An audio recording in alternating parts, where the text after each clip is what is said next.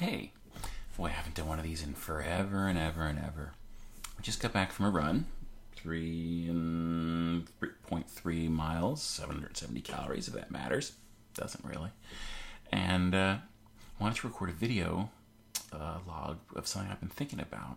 I was thinking about it all during my run. I actually was on a phone call with a friend talking about it, and it's something that I've talked to several people about in the past couple of weeks. So I thought I might as well get it down where I can remember it and point to it. So when this comes up again, I can talk to people about it. It's a thing I call the burden of expertise. What the heck is that? Okay. There's this sort of trap, this sort of obligation that you're stuck with. And when you first hear about it, it sounds like it's a very damning, heavy, terrible thing. But actually, no, it's actually a really good thing.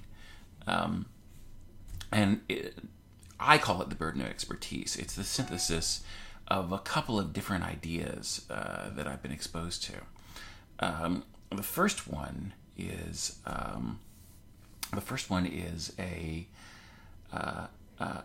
a book by a Buddhist monk named Pema Chodron. The book's called Getting Unstuck, and she talks about these things. They're called Shenpa, and Shenpa are attachments.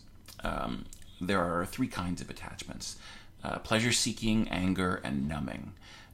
All of which are like you get stuck with an idea, it hooks into you like a fish hook, and then you have trouble letting go of it because of one of these three things.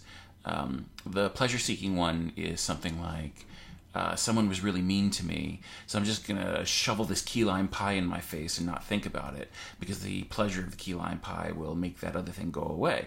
Lie. The second one is numbing, which is a really terrible thing just happened in the world, or to me personally, or to someone that I know.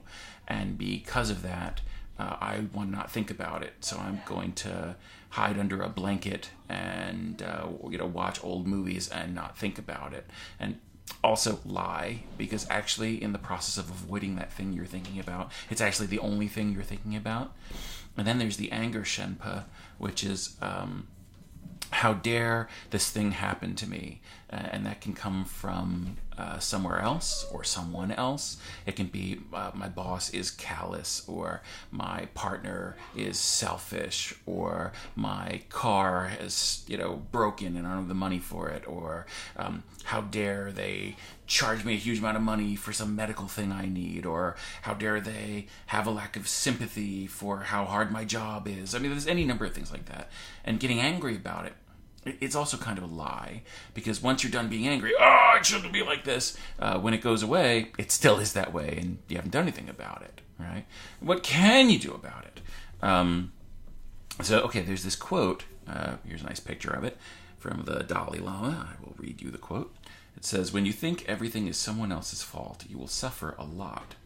When you realize that everything springs only from yourself, you will learn both peace and joy."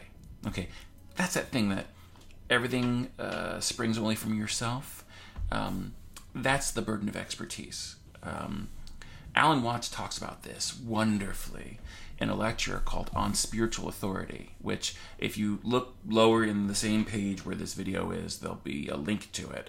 There's a YouTube video. It's like 55 minutes long, but the really good thing, don't worry about it, is right in the first 5 minutes or so. It's this thing about the ideas that you hold. Let's say that you and I are going to go out running together, or walking, which is more what I did today, but whatever. And I say, let's go. And you say, okay. And we've gone walking before, and we're going to pick a place to go. And we come to this one particular, juncture, and I say, well, what do you want to do? Go left or right? And you ask me, well, which way? I say, well, we can go left, and that'll go by water, and that's nice because it's cool. Or we can go right, and that goes into this forested area, which is also nice, but not as nice because because of the weather or something.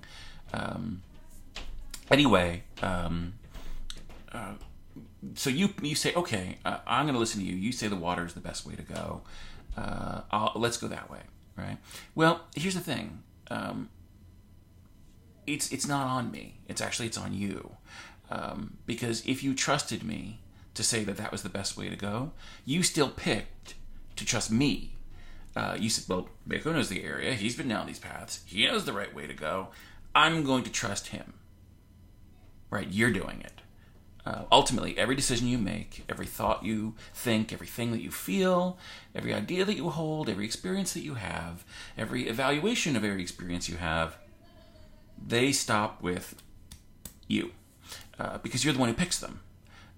Even when things happen to you in your life that are terrible, like the fact that you see them as terrible, it's still you doing it.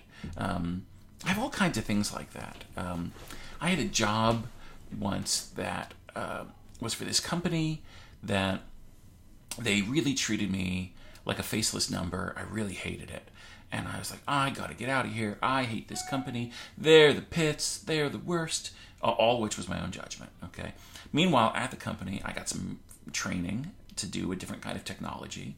Meanwhile, at the company, I got exposure to do that technology in a way that I didn't like for a group that I wasn't fond of. And along the way, got some professional credentials and some other personal related work things that helped me to get my next job. I wouldn't have gotten my next job for the next company I worked for if I hadn't had the first job for the first company. I worked at that next job for about a year, and I learned this new technology that built on the old technology I learned at the first job. And now it's a technology I work in all the time, and I love it. And I ended up leaving that company to work for a much smaller company. And that small company is really good to me. So, I could grouse about things all the way down or use what's in front of me. It's up to me, And don't get me wrong, I'm not a Pollyanna, okay? That's not me saying that bad things don't happen. Bad things happen all the time. But it's up to you what to do with them.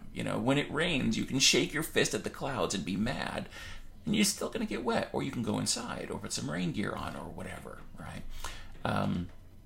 There's a verse in the Tao Te Ching that even talks about this, and about how judgment is sort of toxic. It's the second verse. When people see some things as beautiful, other things become ugly. When people see some things as good, other things become bad. Being and non-being create each other. Difficult and easy support each other. Long and short define each other. High and low depend on each other. Before and after follow each other. Therefore the master acts without doing anything, and teaches without saying anything. Things arise and she lets them come. Things disappear and she lets them go. She has but doesn't possess. Acts but doesn't expect. When her work is done, she forgets it. That's why it lasts forever. That's how the burden of expertise works. Peace.